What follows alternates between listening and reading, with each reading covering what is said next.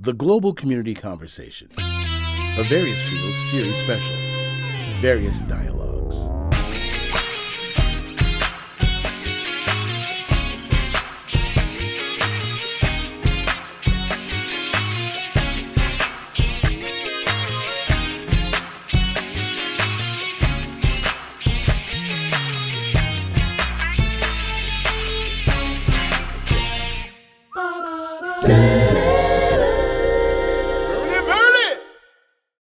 Welcome one and all.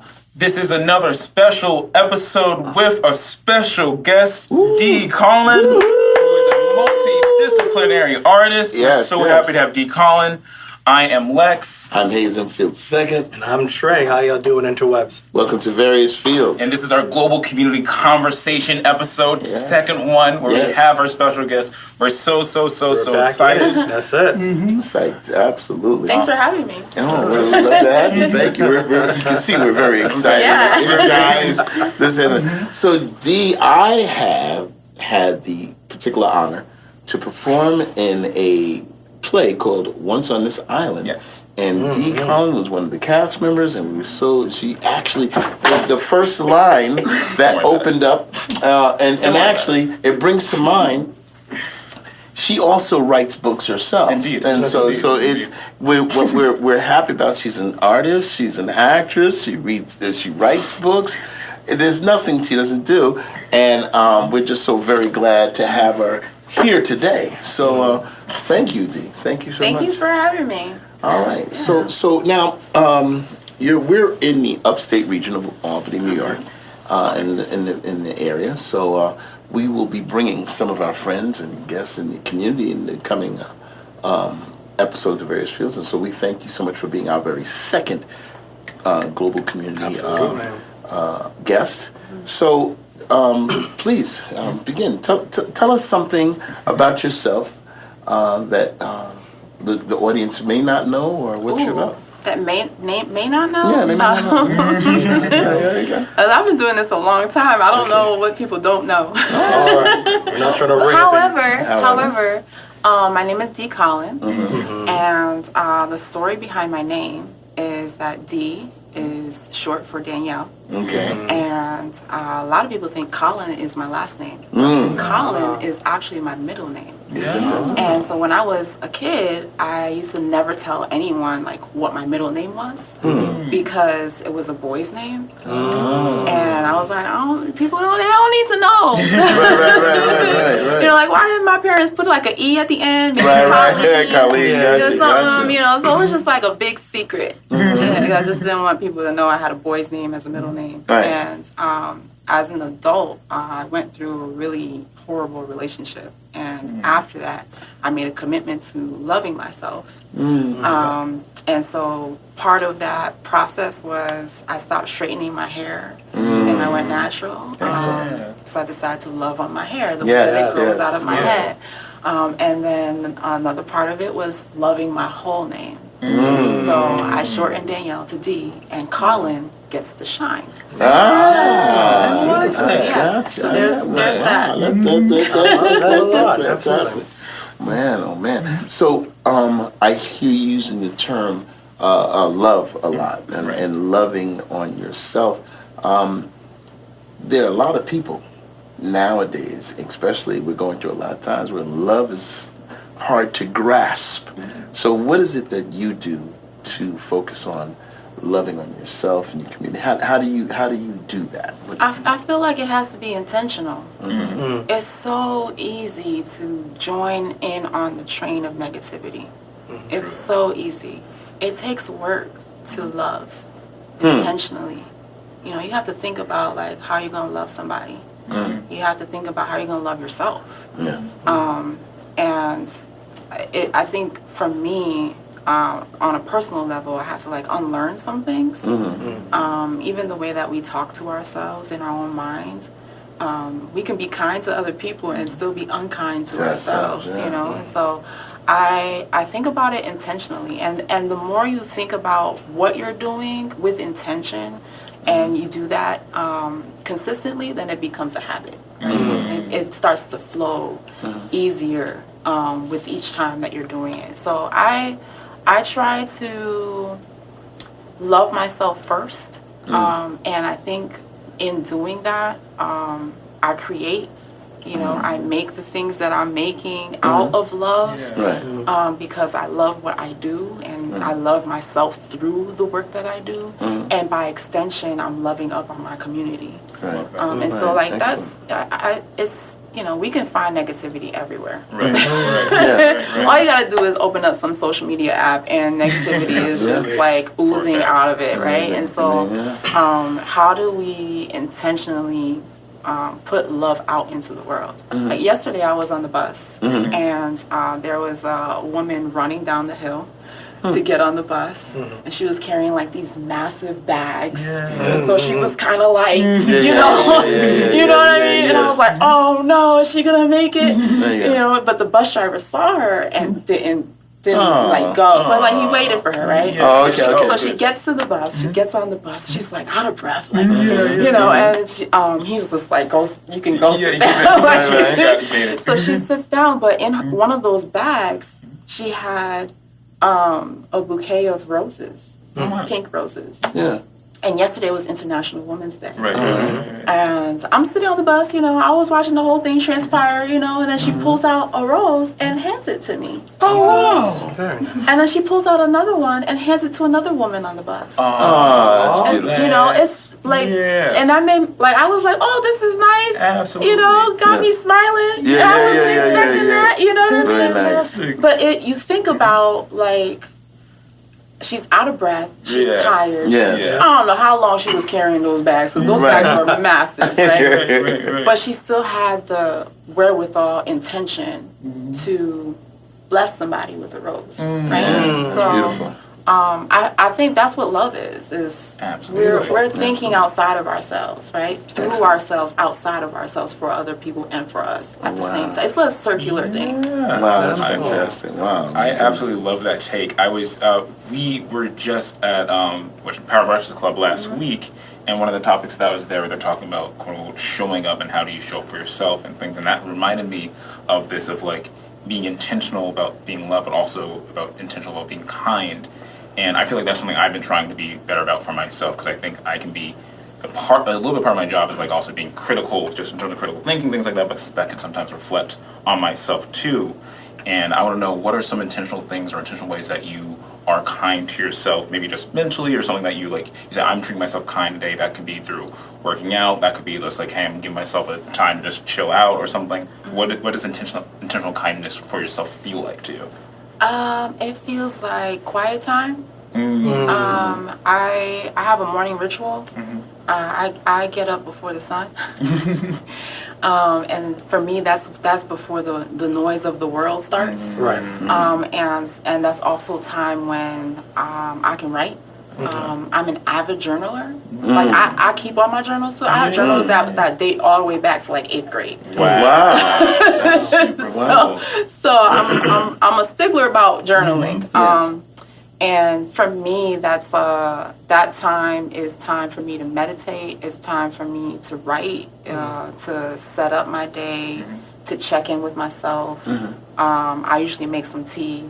I light a candle, and then I open up my journal and I write. And so that time is sacred time. Right? Like, so morning ritual is a way that I show kindness to myself and care, because I don't know if I'm going to have time at any point the rest of the day, right? But this hour is mine, right? So there's that. I also... I love the word no. That's beautiful. I love the word no. I used to say yes to everything. Everything. And I was like, why am I so tired? I'm so tired. I'm burnt out. It's because you said yes to everything, girl. Like, you don't gotta say yes to everything. So I've learned to say no more often. And that helps me to not sacrifice time when I would be resting normally, or time when I would be spending time with people I want to spend time with, doing something else just because I said yes. You know what I'm saying? Absolutely. Yeah. All right. So just getting more introductory understanding of who you are, we introduced you as a multidisciplinary artist, right? What led you down the path? Why the arts, and what's it for you? Like, how did you get down that path? Well, I've been doing art like my whole life. I've been drawing since I could hold a crayon. You know, like Beyonce's been singing since she was born. She came out singing.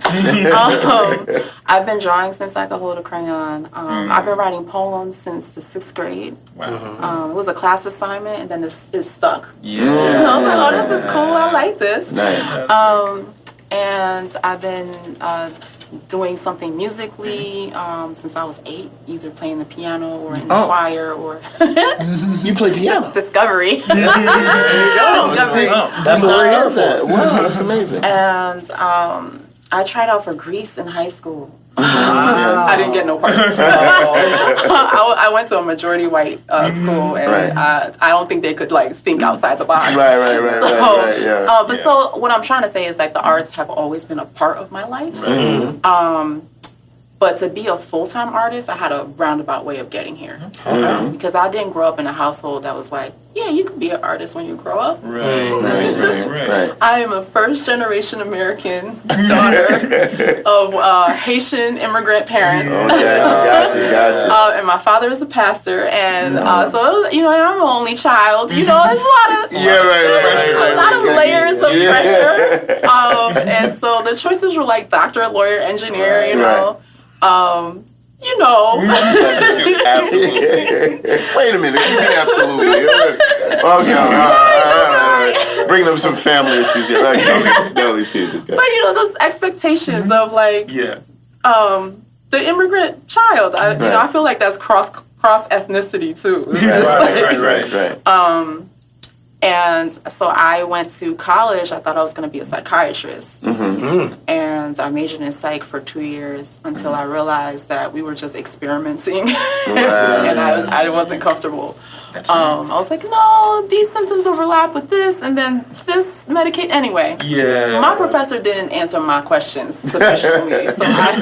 So I changed my major to English with the hope of being a writer. And then I landed in education. So I taught high school, I taught middle school. Okay. I've taught some college. And my last full-time teaching job, I was teaching 8th grade. And I was like, there's a story. Only if you wish to share. Yeah. So I was, you know, I've been performing I've been performing throughout my life, but on a more consistent basis since 2010. And I was poet in residence for this organization in Vermont. They were doing a week-long conference for Sandglass Theater and Next Stage Theater. And so they had me as a poet in residence. They paid for me to perform, teach a couple workshops. Nice. They also paid for my lodging. They also paid for all my meals. And they gave me some pocket change. You know, like if I want to go out of town and spend some like this, I was like, man, this is nice. I'm on vacation, but I'm a poet, you know. It felt really good. And so all my students always knew that if I wasn't at school teaching, I was somewhere being a poet. So I used all my sick time, all my paid time off to go be a poet, and then some. So if I wasn't in class, I was poeting somewhere. So when I came back, they all were like, oh, you know, how did it go? You know, we want to hear or whatever. So I'm talking about it, and I don't realize this, but I'm glowing. And I'm telling them about how great the experience is, and they're all like, you know, and I have this one student, she's sitting at her desk, and she's just like, arms crossed, like kind of squinting at me, you know. And so I'm talking, whatever, you know, I notice her, but, you know, I don't know what's going on. And she blurts out, so why'd you come back, though? And I was like, what?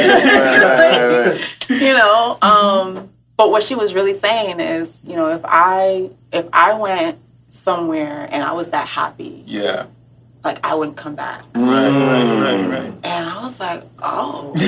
She was like, yeah, you should just go do that. But there was some truth to it. Absolutely. Right? Right. So Nice.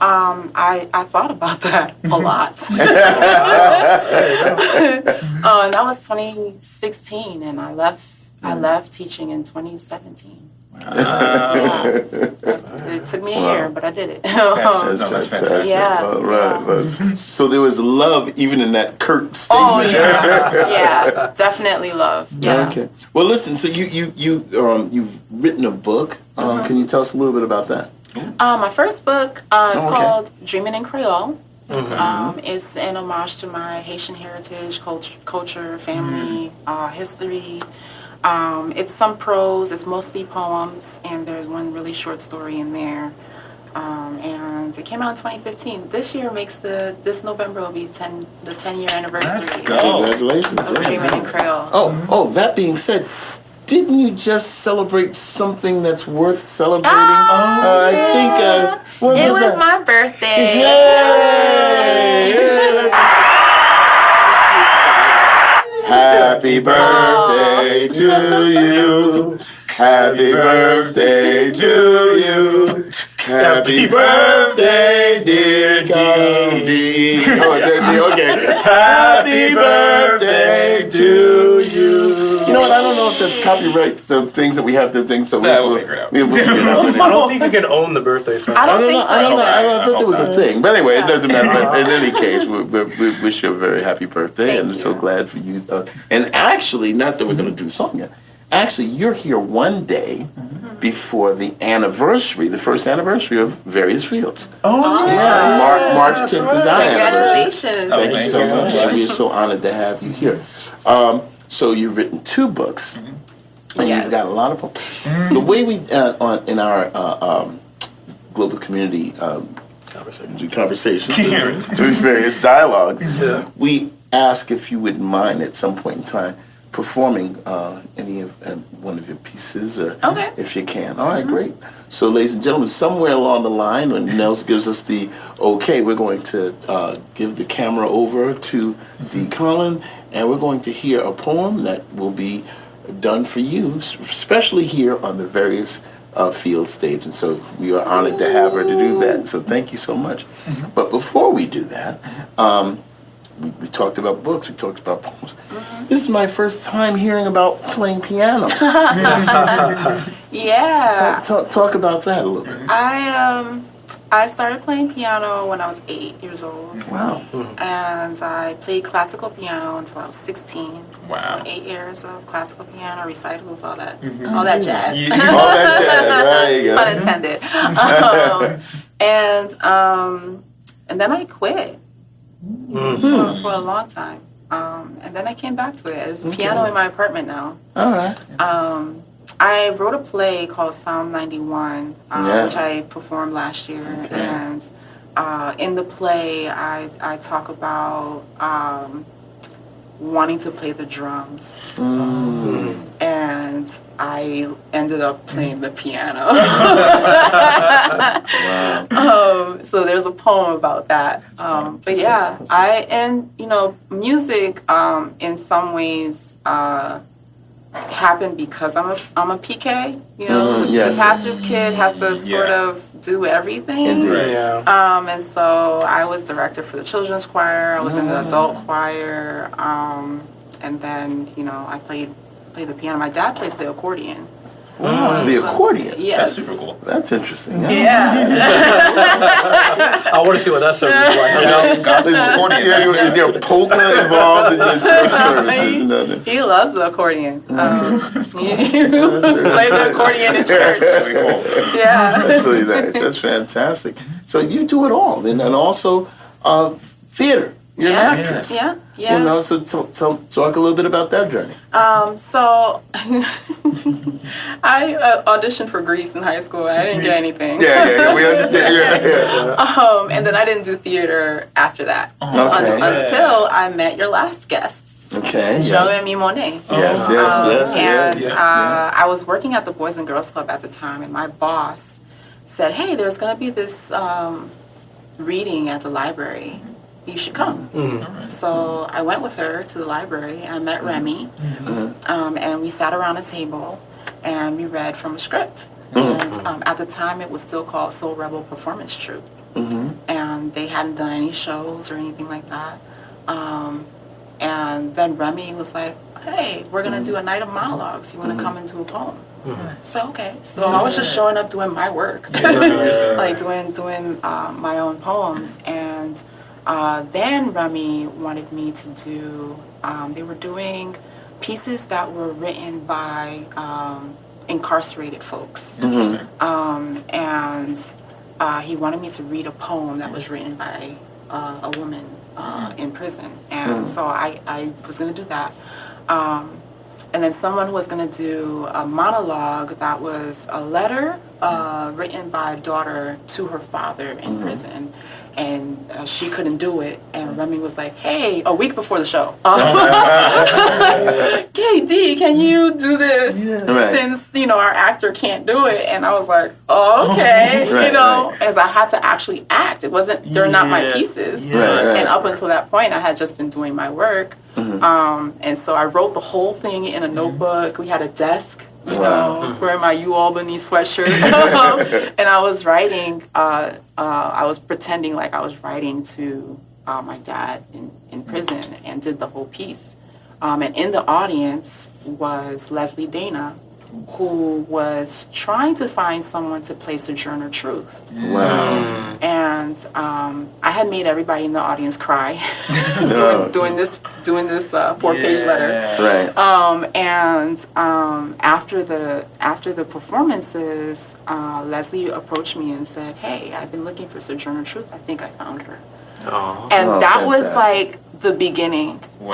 And so I played Sojourner Truth, and then I started doing reenactments and going into places, and I was in a play being Sojourner Truth, but then I was like Sojourner by myself, and I wrote the monologue for that. And then I was in Eclipse, and so the trajectory, I just kept doing theater after that, but it all started with Remy. That's excellent, fantastic. Yeah. So you seem to be like in your true you era as right? But there's a lot of artists and a lot of people that are listening to various fields are still trying to find that path of happiness, which you've so successfully found for yourself. Is there any type of inspirational quote or any type of method to the madness that you want to speak to the audience, that you like, how do you get there? How do you persist? How do you keep going if you don't know what your direction is? I would say don't wait for inspiration. I think that often we think of inspiration as like something that hits you over the head, like that aha moment, the light bulb goes off. And I don't think inspiration needs to work like that. In my workshops, I tend to ask people like what their relationship with inspiration is. And if you think about a relationship, it goes both ways, right? You're not just waiting for inspiration to happen to you. You're fully engaged in interacting with it. And so that means that if you're not feeling inspired, then where can you go where you feel inspired? Or what activity can you do to feel inspired? How are you fueling your inspiration, right? So it requires intention and it requires work. And then aside from inspiration, who said this quote? I think Octavia Butler. No. I'm gonna find it. It'll come back to me. But basically, she said, "Forget inspiration. Habit is more dependable." Beautiful. And I like that. just Google "forget inspiration. Habit is more dependable," and you'll find whoever said that. But I think that's important because it requires consistency. And it doesn't all happen at once. Years ago, back in 2013, I started this thing called my 365 journey. And what that was I posted something on Facebook, a rhetorical question. What would happen if we did one productive thing a day towards our passion and purpose in life? Just one. Like, how far would we get? And then I couldn't sleep. I was like, well, why are you not doing that, right? So I picked a regular day. I was like, I don't want to do New Year's Day. Everybody does the New Year's resolutions. And by February 1st, they'd be like, what New Year's resolution? Right. So I picked a regular day that was just my own, and I did at least one thing. And mind you, this was when I was still working full-time elsewhere, right? And so I did at least one thing, not a laundry list, just one. If I did more than one, great. Yeah. But the goal was to do just one. Yeah. And what happened was, in that first year, I did more creatively in that first year than I had done 5 years prior. Wow. So habit does a lot. Yes, it does. Yeah. And being able to show up and be intentional to do something in service of your dreams every day. Yeah. Wow, yeah. Whether it's small, it takes like 10 minutes or it's an hour. Yeah. Then you're building momentum around the thing that you want. Right. Absolutely. Right? And what happens is that you do the thing that you're trying to do, right? But also you're attracting a whole lot of other things you weren't expecting. And that magic is not something that, you know, Yeah. you can just like sit around waiting for it, Right. right? Once you find that path and you Yeah. start, it really does make a big difference of once you feel more aligned with yourself. And like you said, you were talking to your students, and that illumination, that glow that comes doesn't come from anything.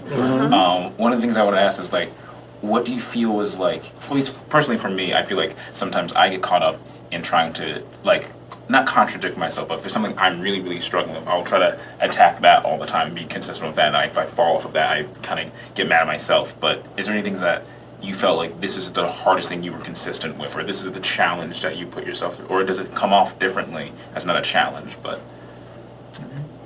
You mean like in the creative process? In the creative process, in terms of passions, things that we've picked up, I feel like there can be certain things where I feel like sometimes I'm always talking, I'm always sociable, so stuff like that in those spaces come naturally to me.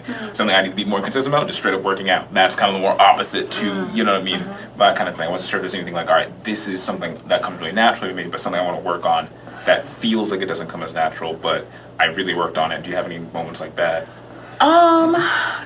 Showing up online. I get that. You know, I although, you know, I've performed in front of audiences as large as 1,000.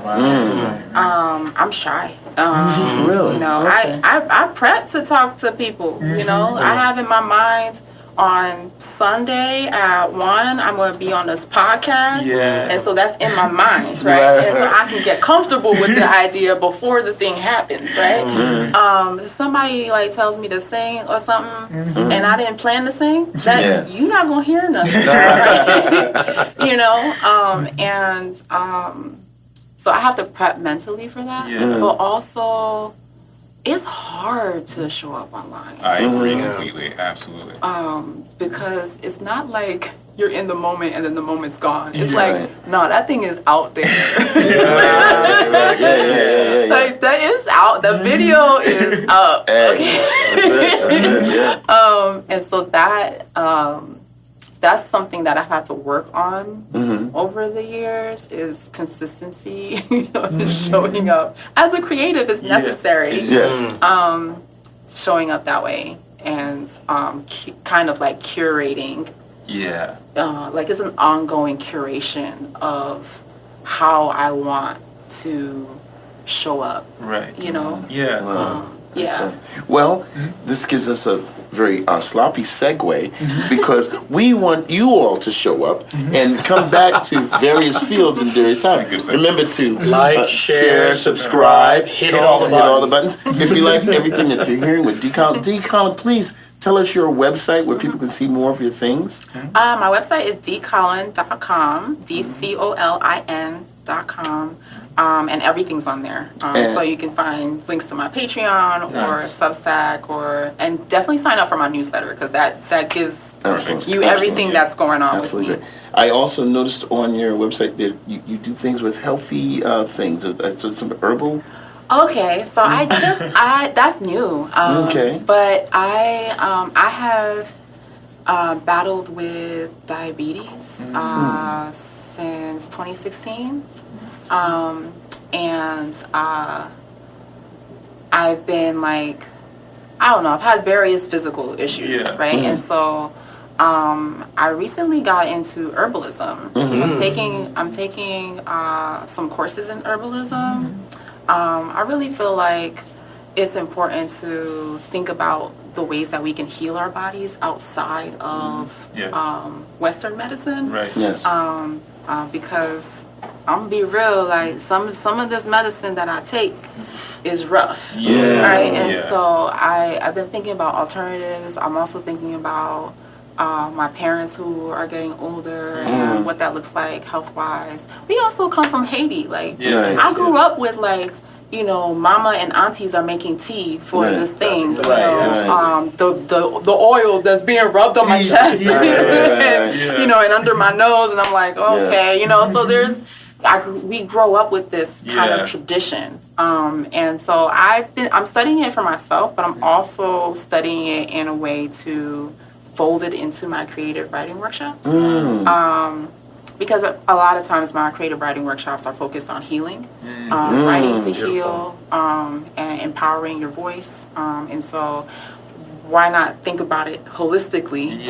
So like it's mind, body, and spirit in the workshop. So that's, that's fantastic. And I just wrote a piece about why herbalism might save my life. Well, I'll tell you what, we're about to get into the second half, and we're going to ask Miss D. Colin to reset herself and perform for the Various Fields audience one of the pieces that she most adores, and we're thanking you for doing it. Would you mind doing that for us? Yeah. Absolutely. All right, so we'll be back in a moment, and it'll feel like seconds from from where you're at. And we'll be right back with more Various Fields.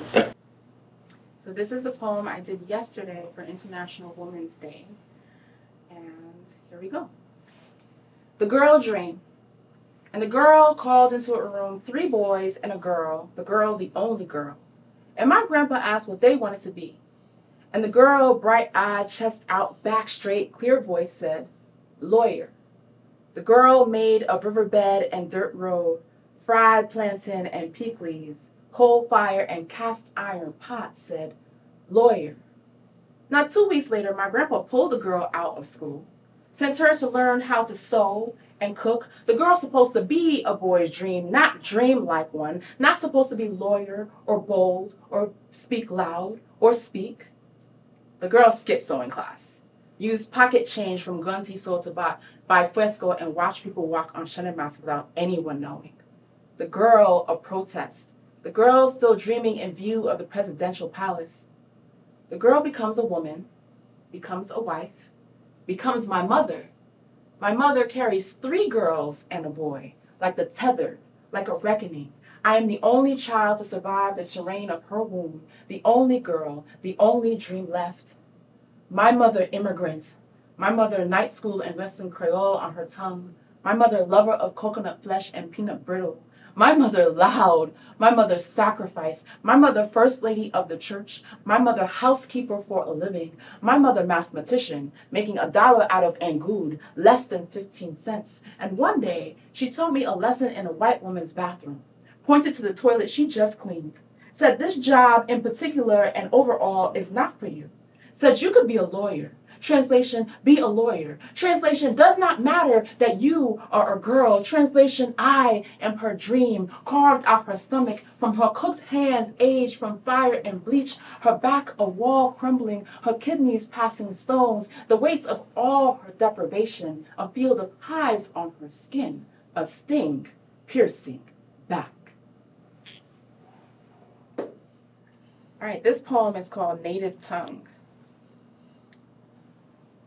They say when I speak Creole, they can only pick up bits of the French. Is it broken? Is it slang? I say my language is a historical archive. What I mean is, when I say anana, to say pineapple, I'm speaking Taino. My tongue be Bantu, Niger, Congo, Arawak, Spanish, Portuguese, English, and French at the same time. Say lave monsieur latte, which is to say, like washing your hands and wiping them on the floor, to think it's just a kind of French. They think they can simplify its origins, think we can hold conversation about language birth and organizing without talking about why organizing was necessary in the first place. What con George? Literal translation, you'll know George. I've never known who George is, but I mean it to be understood as you gonna learn today. Creole be its own party. Subject, verb, be verb, subject, be music, poem, because black people do language fresh no matter where they be from, or be going, or be. And some point souffle, aka without missing a beat, I say to them, Creole parler, Creole comprendre. Get to the point. The question you really want to ask is, how is my tongue not more oppressed? My mother says, wash no globe, pa kon misère, wash no soleil. Rocks and water don't know the misery of rocks in the sun. This language be liberation song, be how we make love and how we slam dominoes on the table. This how we grind the day and make it sweet. This how we teach me en pile shai palou. And we know it's true that many hands make what we carry less heavy. This marketplace language, language our babies fall asleep to. This the language we cook in. Tastes like salt on the tongue, like epice on the meat, like my mother's spoon on the back of my hand beckoning me, taste this freedom on your tongue. Excellent. Oh my goodness. Wow. You are wonderful. You know, I laughingly said to you, you know, when the camera was off, pleased to meet you, because I know of all the things you do, but I have never experienced you sharing a poem like that. And both poems were really wonderful. I can feel that you've been doing this for, because like it's been a minute since you did your performance, and I actually had to close my eyes because I felt the emotions just being brought out of me. That was the only way for me to like, oh, I'm in it now. It was like, let's take it. Absolutely beautiful. That was a pleasure. That was a pleasure. Thank you. Yeah, that's it. So, when you are writing, I don't even know how to, because I know it's hard to ask you, how do you create the art that you do? Does it pour out? Does it pour out, or do you calculate? Because those are some immense pieces. So, for those who may be into doing this, what is some of the, if there is a technique, it doesn't show up the same every time. Right. Sometimes it does pour out. You know, I sit down and like the whole right. the whole poem, and then I might go back and do some small edits, especially when it just pours out that way. Yeah. Usually those are the poems I edit the least. But most of the time, it takes work. Yeah. I'm a big fan of Elizabeth Acevedo, and she came to UAlbany to do a talk and a reading, and in the conversation that she was having, she said that she wasn't a great poet. Wow. And I was like, Elizabeth Acevedo, New York Times bestseller? What's going on? What we're talking about? And she said, I'm good at editing. And I was like, oh, okay, I understand that. Because often I'm working at the poem. The poem takes work. I might have a first draft. I'll read the first draft. There might be words I want to replace with other words. The ending might be the beginning, and vice versa. I might switch lines up, I love to play around with the order of things. I love to play around with the appearance of it on the page. Like, where does the line break, and why does it break there? Is there like a rhythm in my voice when I say it out loud that says that there should be a line break here on the page? Because your poem on the page is really sort of like an instruction manual on how people should read the poem without you present. It's a manual. And so I think about that. And most of the time it's coming back to things. Also, I carry around pen and paper everywhere I go. Doesn't matter where. And I do that because I've written stuff on napkins. So now I just carry a notebook. And I know you can use your phone and you can write in notes and all that, but I love to hand write. I also don't write drafts on the computer. I write drafts on paper.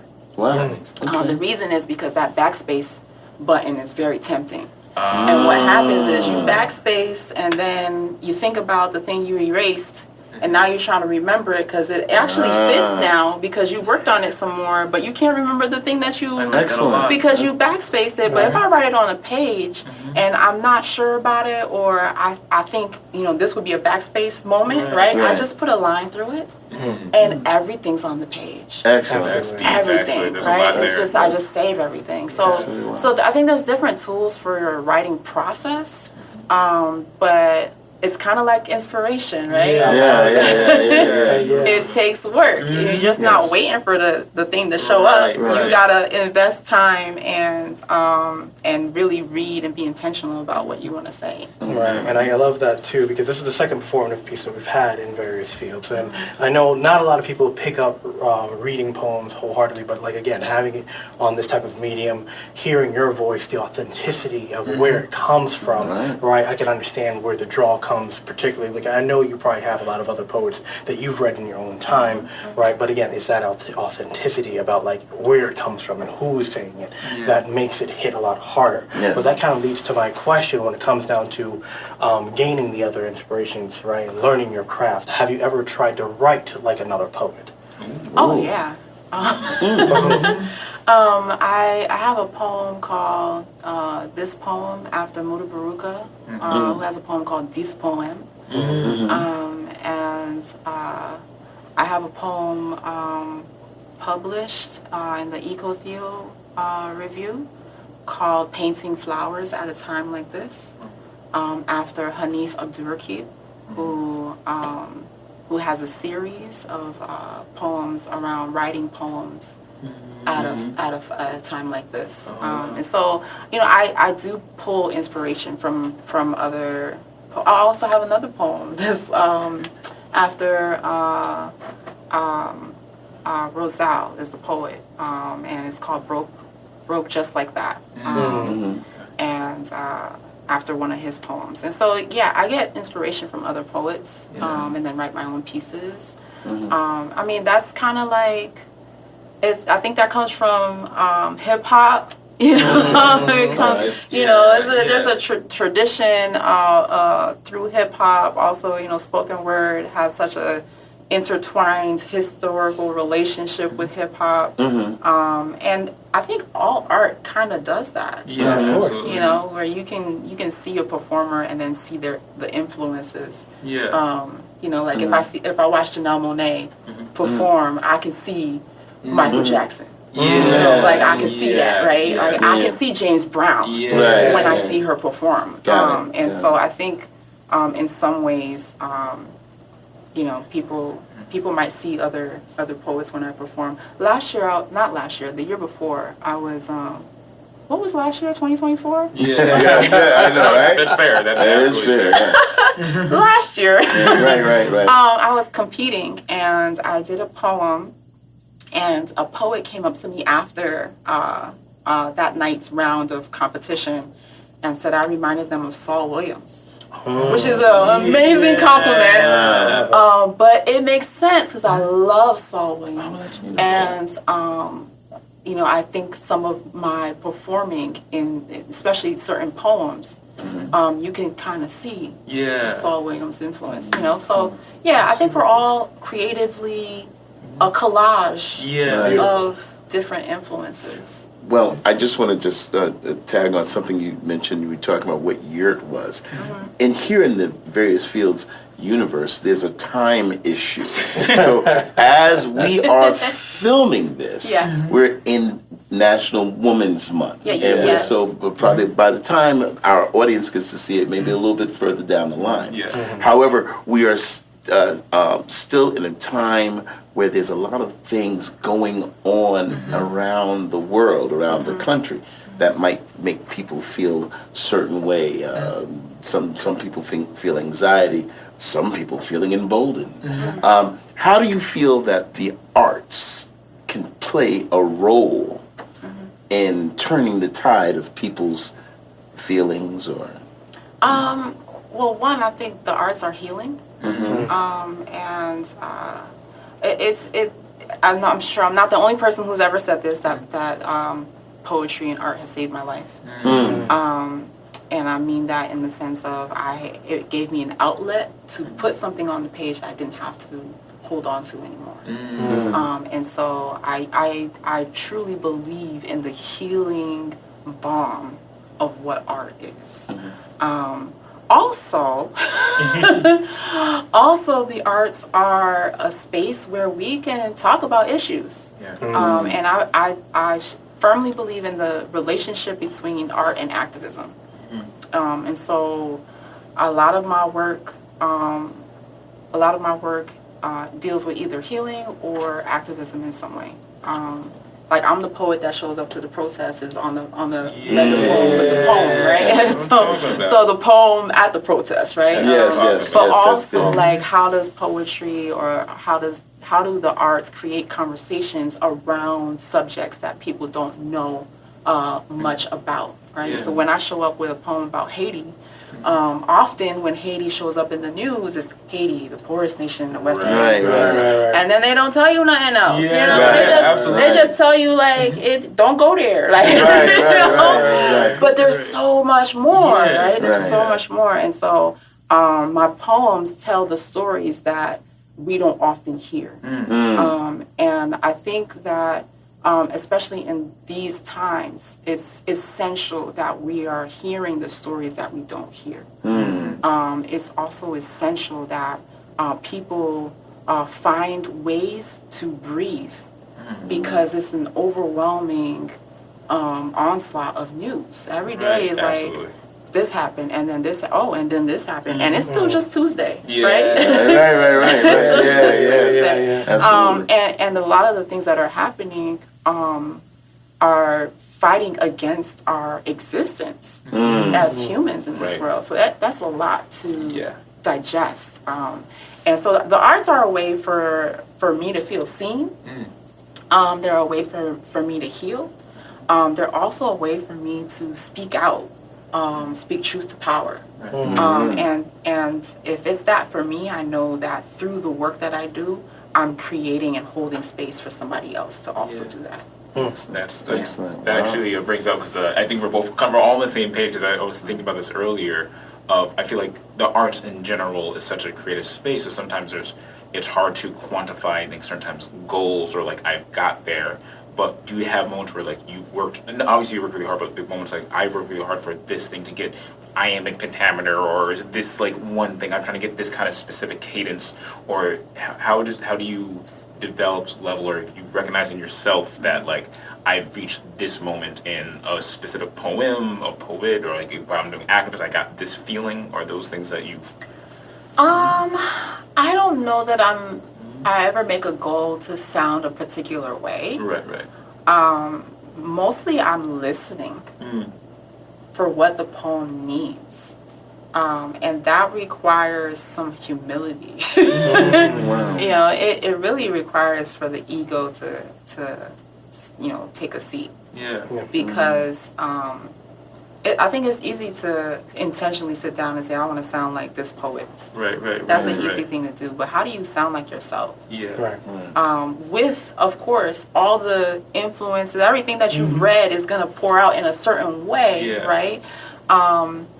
So I'm always listening to myself and how I want the language to pour out of me doesn't always come with like it never comes without intention is what I'm trying to say. Absolutely.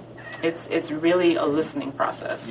No, I think we keep kind of coming back to intentionality, which is such an important thing, not just in art, but just in life in we've general. spoken about it a couple of times in the past too. Like meditation, the daily habits that you have, right? The thoughtful intention. I love that. Personally, it's something I feel like I struggle with trying like consistency and trying to be intentional. I've been for the longest time now trying to. I've been doing meditation. I've fallen back off, but also for someone who's been meditating for so long, or there's like, can you talk about like what that has brought you? What has like, maybe you've developed into? Is your meditation still sitting and breathing? Is it like I can now meditate while sprinting down a whole block, and I can? What is that process? Well, for I'm you? not sprinting. These knees are not the same. I ran track in high school, but yeah, this a new day. I think it's really that morning time that I talked about earlier. Yeah. It's really my meditation time. But I love to be by water. Maybe it's a Pisces thing. I don't know. So water sign. Bodies of water really help center me. And so those are areas that I feel like, I can kind of sit by water and let my mind drift. And ideas will come to me and that kind of thing. So, Well, listen, let's try to list all of her attributes. We have Dee Colin here. She's a Poet? Actor, theater. a piano player, just everything. You deal with healing. Are there any mountains or any things that you have yet to do that you desire to do? ooh. I do like that. I Skydiving. have never skydived. I don't know that I would. I want to perform. I want to do a tour on the African continent. Wow. Well, That would be a dream come true. Yeah. Yeah. yeah. I've performed in a lot of places, but I've never been on the African continent. And so that'd be really nice, to like perform in Senegal and then like go to Ghana and then like, you know what I mean? Absolutely. Can you see it? Can you see it? Listen, by virtue of your talent alone, they would be blessed to have you, Absolutely. as we are here. I am going to ask you one question that may be hard-hitting for my son. Here we go. Are you pro-waffle or anti-waffle? That's a great question. He loves waffles very much. Waffles come into play at this. I did say we're going to become very political, so Yeah, I do apologize. now, listen, we don't want to make you feel pressured, but what's your feeling on waffles? I am a French toast. The Green Party. The Green Party. There's always the secret third. No, I love me some French toast. I love French toast. Yeah. So we got 4 minutes left. Listen, ladies and gentlemen, we're here at Various Fields. We've been speaking with the wonderful Dee Colin. Please tell people, how can they get in contact with you so that they can have you perform anywhere or do whatever you do? First of all, do you do that? Do you? Yes. Okay. Oh yeah. So please. I'm a full-time artist, which means I depend on the world to support me. And so people can find me at dcolin.com. Also, if you're an individual without the capacity to book me somewhere, you can still support by signing up for my Patreon or reading my work on Substack. Or telling people about me. There's that. Or signing up for the newsletter. That's a free thing that you can do. Sign up for the newsletter to be in the know of like where I'm going to be performing next, or what I'm working on, or what workshops I'm offering. I offer things online, virtually as well, and I go into organizations and teach workshops. So I do a variety of things. I'm also on several board of directors. Oh, wow. I do sleep. Yeah, that was the next question. That was the question. Yes, absolutely. I do sleep. But groups that people can get involved with is a social justice artist collective, Black Dimensions in Art Incorporated, and the Heart Club Museum. Also Black Theater Troupe. Yeah. I'm not on the board of Black Theater Troupe, but they yeah. kind of responsible for a third of what I do. So Right. Well, so fellas, do you have any final things, because we're about to wrap up here? Honestly, just because you do it all, I'm hoping we'll connect after this. If you want to throw any of those sources out our way, we can let the community know, so that way we can understand, not to be you, but to understand how they can understand you more. And understand the community more. So because we're all a collective here in various fields, right? So we build each other up one way or the other. So if you have a path that Dee might have been on already that you might be interested in, you can see how she walked in those shoes, and then build a path of your own. Lex, you Yeah, got we'll it? have links in the description following up with that to make sure everything gets there. And this is just, do you have any questions or last minute statements or something like that we didn't directly ask or pull out that you wanted to say to the audience or to us? I do want to leave this one thing. Yes. Is I encounter a lot of adults who say, I don't have a creative bone in my body. I couldn't draw a straight line to save my life, or whatever the various versions of that, right? Yes. And I want to encourage the viewer that everyone is creative, that we are meant to be creative, and that if we were all creative in some way, we would have less miserable adults walking this earth. And so we could create more love and kindness in the world. So if you don't feel like you are a creative person, it shows up in a lot of different forms, various forms. Hey! Put a hand on that one. Wow, very good. I think she just gave us our title. Well, thank you so much. Well, ladies and gentlemen, once again, you've been watching Various Fields in our very special Various Dialogues episode with the wonderful, talented, and magnificent D. Colin. We have all the things online there where you can get a chance to find out more about her on her website, and we're encouraging you to do that. And we're also encouraging to, once again, like, share, subscribe, come back here to Various Fields as we start bringing more people to the community, and you could be here too. So please come on back to Various Fields. Fellas, you know, as always, I love you. I love you to deep in my heart. And D, we love you for being here. And we thank you for being here. And we thank you all for coming. Nels, thanks again, Nels, for you. All right, then. Peace out, everyone. Have a Peace wonderful out, day. everybody. Stay creative, y'all.